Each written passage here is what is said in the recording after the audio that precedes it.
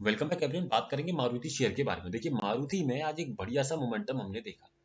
अब इस चीज को समझेंगे हम अपनी एआई एडवांस ऑप्शन चेक पर। साथ ही साथ मैं आपको बताऊंगा कि किस तरीके से हमने इसको एनालाइज भी किया। मारुति के इस मोमेंटम को हमने एनालाइज भी किया और साथ ही साथ उसने जब उस लेवल पर आया तो डराया भी। किस तरीके से खेल हुआ इस चीज को मैं आपको यहाँ समझाने की कोशिश करूंगा। आप प्रॉपर तरीके से देखिएगा और समझने की कोशिश कीजिएगा, तो आपको ये समझ में आएगा कि जो मैं आपको बताने की कोशिश कर रहा हूँ वो एग्जैक्टली वैसा मार्केट में हुआ या नहीं हुआ, है ना। प्रॉपर देखिएगा, समझने की आप कोशिश कीजिएगा तो आपको समझ में आएगा। सबसे पहले देखिए स्टॉक क्या करता है। ओपनिंग देने के बाद स्टॉक सीधा नीचे की तरफ मोमेंटम देता है। अब देखिए 10:30 बजे के समथिंग मैंने आपको एक अपने ग्रुप में अपडेट दिया। 10:34 पर मैंने बोला मारुति में 16,280 के अराउंड का लेवल इंपॉर्टेंट है। कितने बजे दिया है? 10:34, यानी कि यहाँ कहीं जब स्टॉक ट्रेड कर रहा था लगभग 350, और मैंने 280 का एक लेवल आपको दिया। 350 स्टॉक ट्रेड कर रहा है, 16,280 का एक लेवल मैंने आपको बताया कि ये एक इंपॉर्टेंट लेवल रहेगा। क्यों मैंने आपको बताया, मैं आपको बताने की कोशिश करता हूँ, आप भी समझने की कोशिश कीजिएगा। देखिए क्या हुआ स्टॉक में। ये हुआ कि स्टॉक का जो सपोर्ट बना हुआ था वो अपने आप में 16,400 पर बना हुआ था। 16,400 पर स्टॉक का सपोर्ट था, तो उसका जो रिवर्सल वैल्यू आ रहा था 16,400 का, वो मेरा रिवर्सल वैल्यू कितना था? 16,280। ये जो वैल्यू अभी फिलहाल के लिए चेंज हुआ है ना, ये उस समय कितना आ रहा था? 16,280 आ रहा था। तो ऐसे केस में मैंने क्या कहा, और उस समय मेरा रेजिस्टेंस अपने आप में स्ट्रांग था, ये बेयरिश नहीं था, याद रखिए। सॉरी, सपोर्ट उस समय मेरा क्या था? अपने आप में स्ट्रांग था, बेयरिश नहीं था।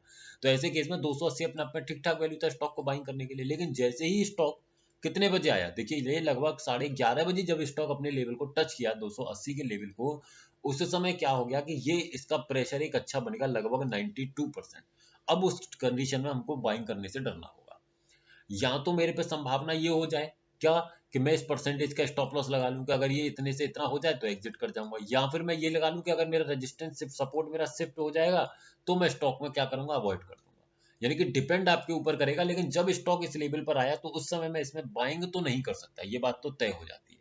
वो दिखाई दे रहा था कि स्टॉक का मैक्सिमम बॉटम रहेगा, बट बाइंग करने से डरना होगा। रेजिस्टेंस 7,000 था, तो ये मोमेंटम हमने पकड़ा और स्टॉक एग्जैक्टली उसी लेवल से रिवर्सल भी दिया। देखिए 280 यानी 300 से लगभग 300 पॉइंट ऊपर चढ़ गया। तो वो लाइव मार्केट में डेटा दिखाई तो दे रहा था, बट डेटा चेंज हुआ तो हमने अपना डिसीजन भी वहां बदलने का प्रयास किया और मैंने ग्रुप में भी अपडेट देने की कोशिश की। देखिए यहाँ पर मैंने अपडेट भी दिया, मारुति 16,280 अब परेशान करेगा क्योंकि सपोर्ट बियरिश हो गया एट 16,000। जो सपोर्ट अभी आपको दिखाई दे रहा है ना यहाँ पर, ये जो बियरिश हुआ था, यही मैंने आपको बताने का प्रयास किया। क्योंकि ऐसे केस में अगर ये सपोर्ट शिफ्ट होता तो स्टॉक आपको नीचे की तरफ टूटते हुए दिख जाता। अपने आप में ठीक ठाक वैल्यू था और रिवर्सल भी मिला प्रॉपर तरीके से, स्टॉक आपको अपसाइड में आते हुए दिख गया। अगर आप चाहें तो हमारे इस व्हाट्सएप चैनल को ज्वाइन कर सकते हैं, लिंक आपको नीचे डिस्क्रिप्शन में मिल जाएगा। आने वाले ट्रेडिंग सेशन को अगर समझे तो देखिए इंट्राडे में टोटल डिपेंड करेगा वॉल्यूम के सपोर्ट एंड रेजिस्टेंस के ऊपर।